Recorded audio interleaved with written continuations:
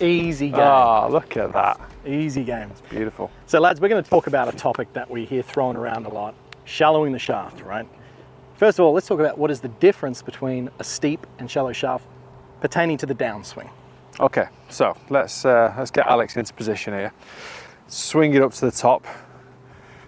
There it is, beautiful. So we see a lot of players initiate that transition and they get the club into a more almost vertical position, which is pretty much getting you into that steep position and you're out to win. Probably the most common position, isn't it? Yeah. Position we like to maybe see is shaft of the club as we look down the line, working on a bit more of that 45-degree angle. Yeah. So getting it away from vertical, more down into like your 45-degree. Two inside then, we get it. I mean, I've never really seen that, but too shallow.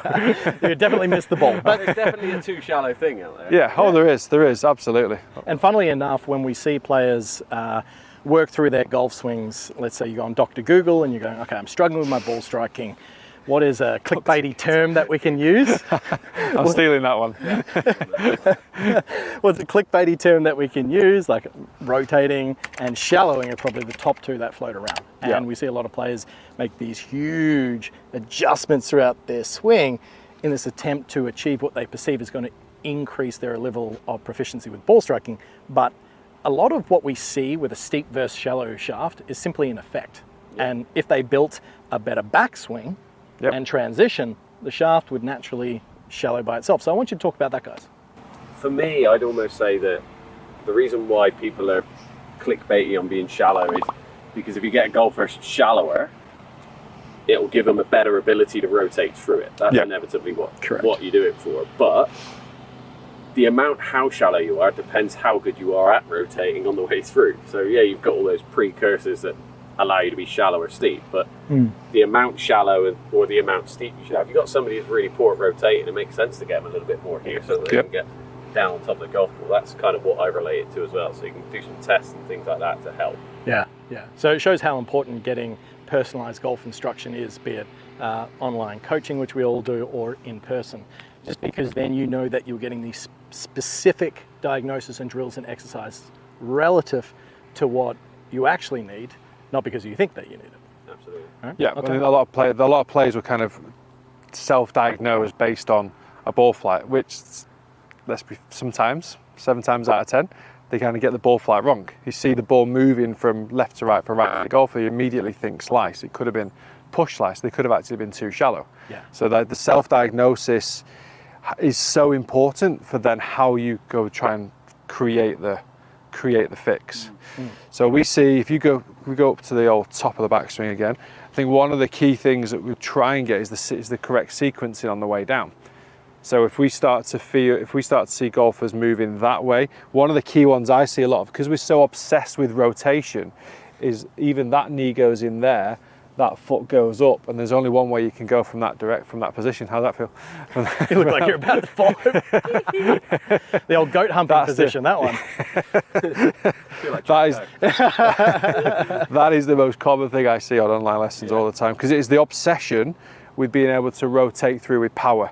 They think, get to the top, turn, and that's out there. You're like, whoa. With that as well, that correlates for me is when you get somebody that comes this way first, 9 times out of 10 by doing that helps them get the club back on the inside, but that's when they get too far from the inside. So they're thinking they're chopping it steep, but in actual fact by doing that and going that way, they've got too far from the inside, which is why they see, oh, flip it. Yeah, correct.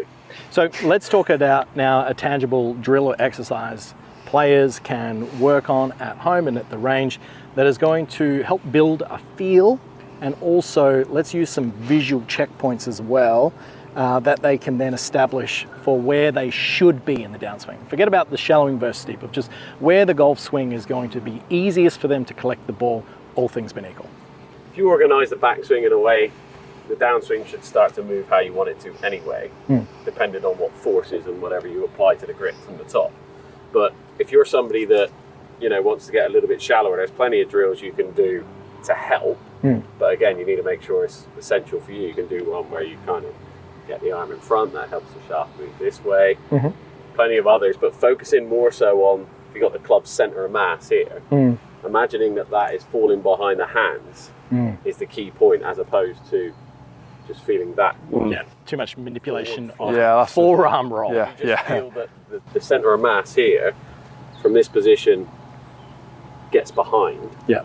That's when you know that you're going to get the club into the delivery position to allow you to rotate. So I think focusing on this point, the center of mass is obviously where the club's... The weight of the golf club, yeah. And Karts, would you say a lot of that has got to be down to the transition move and being patient, so they're not rushing in? Yeah, because like I said before, that first thing that we see a lot of is that right knee flying forward. But if you can get to the top of the backswing and be aware of, I always kind of say to players, when you're trying to think about this, obviously naturally the lower body, we need it to pressure into that kind of lead side. I often try and make them feel like that knee and the knees moving in towards the lead knee, and even like the ankles move, right ankles kind of rotating down into the ground. So it's more that move, and that'll kind of help you get a bit of pressure into that lead side, but also then it allows that transition to be a little bit more on play, and you get that lead, you get that trail elbow more in front of the chest on the way down. And you start to kind of, it's more of a feel, and a really quite an exaggerated feel with the lower body moving in the, then you're not thinking about a hip move. It's just literally getting away from that and just feeling that motion there, and just feel like I always kind of say keep the trail foot on the ground, but roll the instep, so we'll get the outstep kind of off the ground. And this is a really good one as well. Standing on the club head, as you can see when Clappy does that. What that does is that just builds awareness that generally use a wedge for this, so it's actually sticking up quite high, it's easy to put under, and therefore if it drops out, you know that is. And what will happen automatically from doing that, Clappy, is you're going to see that shaft is going to begin to move in an orientation where it will naturally move shallow behind. Now, lads, tying a bow on this for everyone, really at the end of the day, we see that a lot of the time players don't necessarily need to shallow their golf swing, do they? What do they need to do?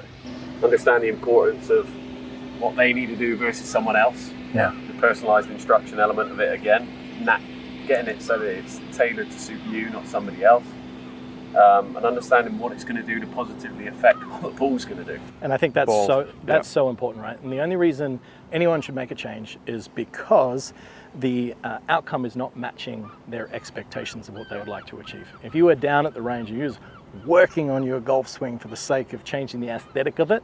Which a lot of people do. Which they do. Which we do. It's a very, very slippery slope of frustration and anger and poor scores, right? So absolutely. There you go, guys. A great little discussion there based around shallowing the shaft, the difference between steep and shallow, and if you at home should be doing it. Fellas, thanks very much for your time. Great job.